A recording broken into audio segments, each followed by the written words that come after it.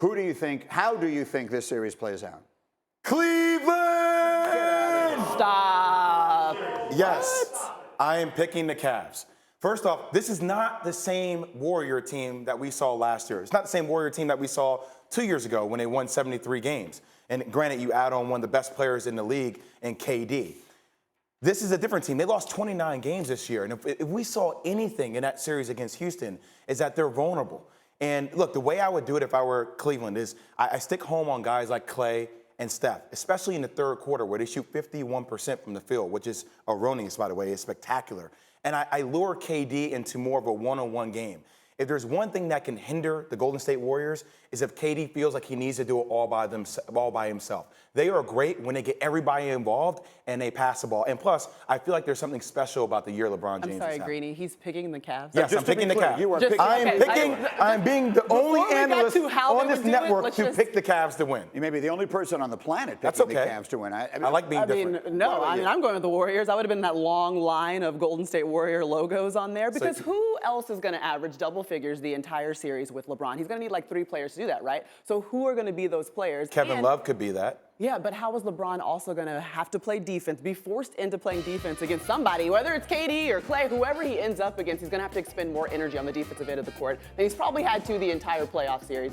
And now he's going into a situation where he's still got to score 35, maybe 44 every single night, and hope that someone shows up with him on offense. You know we're talking about LeBrominator, right? Like the combination of LeBron and the Terminator. And I believe he could be the MVP of the finals, but still lose. I think that is all possible. I like your point. Here's the beautiful thing about this series, Greeny, is that this is its own season within itself.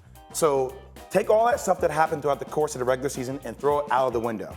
This is a different team, and they have to think of themselves as a different team in order for them to win this game. Like guys like George Hill needs to knock down shots. J.R. Smith needs to knock down shots. Jeff Green needs to knock down shots. But if they do that at a high clip, they have a chance to win. Listen, I would love for you to be right. I overwhelmingly think the Warriors are going to win this series. I think if you went back historically through the NBA Finals and took the best player off every team that ever made it, this Cleveland team might be the worst team ever to make the NBA Finals if you took the best player off it. If he wins this thing, then I think it is one of the great accomplishments that we've ever seen in the history of 100%. Any sport. And it'll be the greatest accomplishment on my side? Of an analyst. Again, I'd probably be on my side that he'll be better than Michael. I'm already there. You're already there? I put them equal. I put them neck and neck. To me, there's no separation between LeBron James and Michael Jordan. All right, let's get up and go because we're going to be on this all morning long, obviously. But let's take you all around and let's start. You mentioned Kevin Love, Maria. Well, game one, his status still uncertain. He's still in concussion protocol as of yesterday afternoon. He did take part in shooting drills with his teammates during the open portion of Cleveland's practice session. Jay, how critical is Kevin Love to your belief that the Cavs can win? Massively. He needs to make threes, but also he needs to be the old school Kevin Love of Minnesota and be that bruiser, that enforcer, maybe equalizer too. There you go. Down low. Yeah. Keep saying it. O boards could be huge, and he's the guy that can jump in there and get a couple of them for Cleveland if they need them. And for him to be any of the things you just described, he has to be on the floor. We'll wait to see if he will be. Andre Iguodala, meanwhile, we know will not be. Still has that problem with the left leg that he hurt against Houston all the way back on May 20th. They said that he is officially out for tonight. They'll reevaluate him before game 2.